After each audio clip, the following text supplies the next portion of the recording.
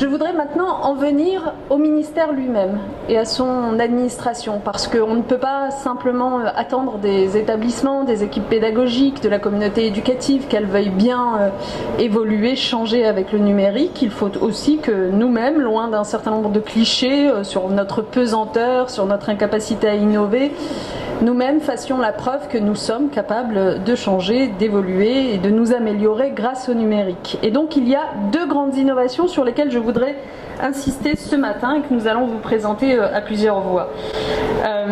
D'abord, j'avais eu l'occasion de vous le dire en début d'année, je souhaitais que nous puissions fournir à nos élèves, à nos étudiants et même d'ailleurs à ceux qui ont été étudiants ou élèves par le passé, une attestation numérique des diplômes.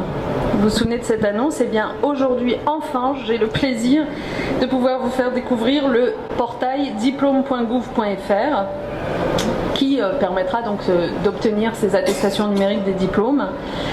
Pour accompagner les usages numériques de ce portail, j'ai souhaité nouer un partenariat avec une entreprise publique très innovante dans le numérique. Je parle du groupe La Poste, dont je salue la directrice générale adjointe en charge de la communication et de la branche numérique, Nathalie Collin, qui tout à l'heure va vous montrer l'offre de coffre-fort numérique qui sera proposée aux utilisateurs du portail. Donc il ne s'agit pas simplement pour eux de retrouver l'attestation numérique de leur diplôme, mais de pouvoir du coup bénéficier de ce coffre-fort et de pouvoir y déposer tout ce qu'ils jugent utile.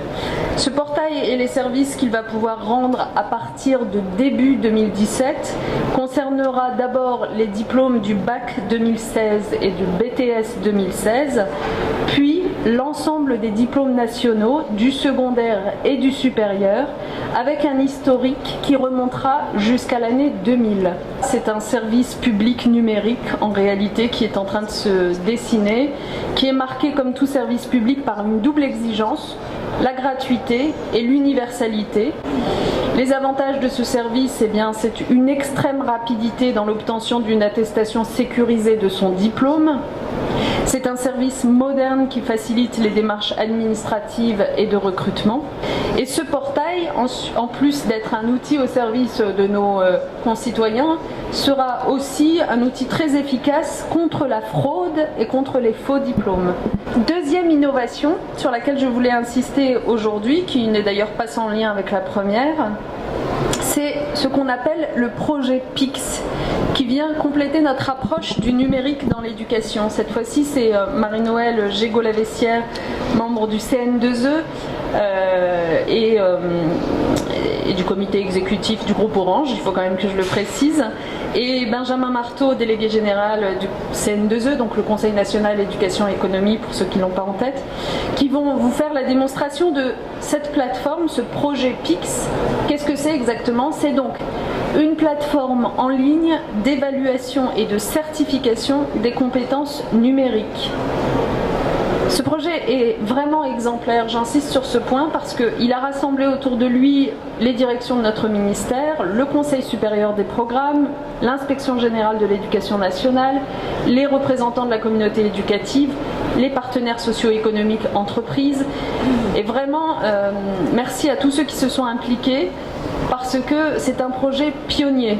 C'est en réalité la première déclinaison concrète en Europe de ce qu'on appelle le référentiel de compétences qui a été élaboré par l'Union européenne et qui va permettre à la France, à tout un chacun aujourd'hui, très concrètement, de mesurer ses compétences numériques tout au long de la vie, de les développer à travers des défis et des recommandations ciblées de formation, et de mieux valoriser ses compétences en bénéficiant d'une certification officielle, fiable et reconnue par l'éducation nationale, l'enseignement supérieur, le monde professionnel. Donc vous voyez que c'est là un outil essentiel, pas seulement d'évaluation, mais aussi de formation au numérique, qui fonctionne par acquisition de points PIX. Je crois que si nous voulons que le numérique soit véritablement au service de toutes et de tous, ça n'est pas seulement à l'école qu'il faut veiller à ce qu'il s'installe, c'est aussi au service de chacun de nos concitoyens, de nos concitoyennes, qui doivent en être les acteurs eux aussi et pas simplement le subir.